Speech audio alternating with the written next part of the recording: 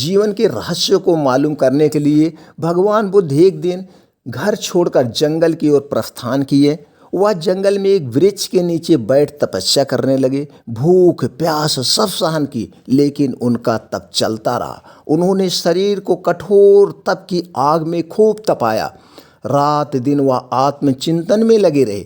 इसी तरह काफ़ी समय गुजर गया। शरीर फूंक कर लकड़ी जैसा हो गया, फिर भी उन्हें आत्मज्ञान प्राप्त नहीं हुआ। उन्हें अब कोई रास्ता समझ नहीं आ रहा था। उनका धैर्य और शक्ति जवाब दे रही थी। वह निराश होकर सोचने लगे कि अब हमें ज्ञान नहीं प्राप्त होगा, इसीलिए तपस्या छोड़कर घर लौट चलना चाहिए। उनके मन में अब अनेक शंकाएं उठने लगी। व्यर्थ में जीवन का काफ़ी समय बर्बाद कर दिया, इसके बाद भी कुछ ना मिला। शरीर और मन को कितना कष्ट दिया, इसके बाद भी अमृत जैसी चीज़ ना प्राप्त हो सकी। शरीर अत्यंत दुबला और कमज़ोर हो गया था, इसलिए उनके कदम लड़खड़ा लड़खड़ा रहे थे। वह चल रहे थे तो लग रहा था कि गिर जाएंगे। उन्हें प्यास लगी। देखा रास्ते में कुछ दूरी पर एक स्वच्छ जल की झील है। वह पानी पीने के लिए झील के किनारे पहुँचे तथा थका होने के कारण आराम करने लगे। आराम करने के बाद जैसे ही दोबारा चलने को हुए, उनकी निगाह एक नन्ही सी गिलहरी पर पड़ी, जो झील के जल में अपनी पूँछ भिगो भिगो कर झील का पानी बाहर छिड़क रही थी और वह असंभव सा दिखने वाला कार्य बिना रुके करती जा रही थी। भगवान बुद्ध ने गिलहरी से पूछा, तुम ऐसा क्यों कर रही हो? गिलहरी ने कहा, इसके पानी ने मेरे बच्चे को बहाकर मार डाला।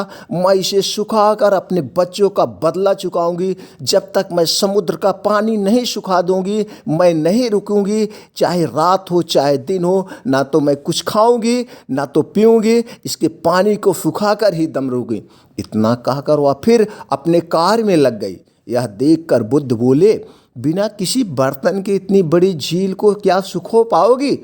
तुम्हारी नन्ही सी पूंछ से तो कुछ ही बूंदें बाहर निकल पाती हैं। कहाँ इतनी बड़ी झील और कहाँ तुम्हारी नन्ही सी पूंछ? फिर तुम्हारी उम्र ही कितनी है? इतनी छोटी उम्र में इसको कैसे सुखो सकती हो?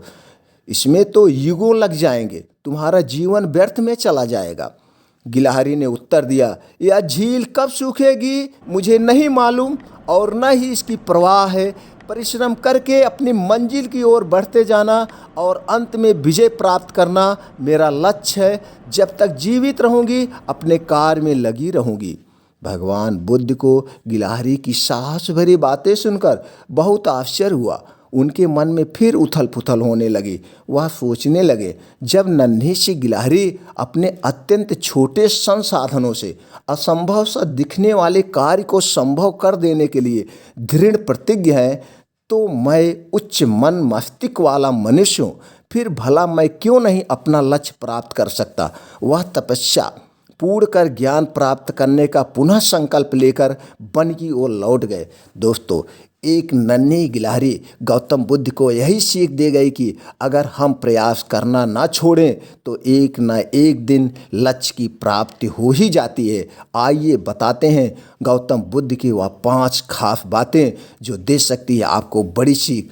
अगर आप सच में खुद से बहुत प्यार करते हैं तो आप कभी भी दूसरे को दुख नहीं पहुंचा सकते। दूसरी बात, अपना रास्ता खुद बनाएं, क्योंकि हम अकेले पैदा होते हैं, अकेले मृत्यु को प्राप्त होते हैं। इसीलिए हमारे अलावा कोई और हमारी किस्मत का फैसला नहीं कर सकता है। बात तीसरी, अपने उद्धार के लिए खुद काम करें, दूसरों पर निर्भर नहीं रहें। और चौथी बात, अराजकता सभी जटिल बातों में निहित है। परिश्रम के साथ प्रयास हमेशा करते रहना चाहिए। और 5वीं और लास्ट बात, आपको क्रोधित होने के लिए दंड नहीं दिया जाएगा, बल्कि आपका क्रोध खुद आपको दंड देगा। दोस्तों, इस छोटी सी कहानी में देखा जाए पूरे जीवन का सार निहित है। हम अपनी इस जिंदगी में उलझे हुए हैं। हम नहीं कर पाएंगे, हम वो नहीं कर पाएंगे, हम वो नहीं कर पाएंगे। हमारे ही भारत में एक से एक जिसको लोग कुछ नहीं समझते थे, इनकी कुछ नहीं, ये कुछ नहीं कर सकते हैं, उन्होंने आज इतिहास रचा है। किसकी कहानी बताया जाए? बहुत सारे ऐसे महान लोग हैं हमारे इतिहास में जो ऐसे ऐसे काम करके गए हैं। उनको सुन के, उनको देख के हमारी प्रेरणा, हमारी अंदर की खोई हुई शक्ति को जगाना चाहिए। सिर्फ मेरे अंदर एक ही शक्ति होनी चाहिए, एक ही शब्द होना चाहिए कि वो कर सकते हैं, मैं कर सकता हूँ। अगला आदमी ने किया है तो मैं भी कर सकता हूँ। उसने इतिहास में आज उनका नाम लिया जा रहा है तो मेरा भी नाम इतिहास में लिया जाएगा। उनका नाम इतिहास में लिखा है, लोग उनकी जीवनी को पढ़ रहे हैं तो मेरी भी जीवनी, मेरी भी इतिहास में नाम दर्ज होगा। आने वाली पीढ़ी मेरे नाम को पढ़ेगी, मेरे काम को पढ़ेगी, मेरे काम की तुलना होगी। ये अपने अंदर आप जिस दिन संकल्प कर लिए, अपने संकल्प को जगाओ और एक संकल्प करो, उस संकल्प को पूरा करो कि हमारा जन्म अकेले हुआ है तो मैं भी अकेले पूरा करूँगा। कितने लोग ऐसे हैं जो बहुत सारे महान कार्य करके गए हैं, जिनके पास कोई संसाधन नहीं था, कोई पैसा नहीं था, लेकिन आज वो भी अभी भी जिंदा हैं और उनके हम नक्शे कदम पे चल रहे हैं। हमको उन्हीं के नक्शे कदम पर चलना चाहिए। अगर हम अपने अंदर माइंड को ये जागृत कर दें कि तुमको ये काम करना है तो तुम जरूर करोगे।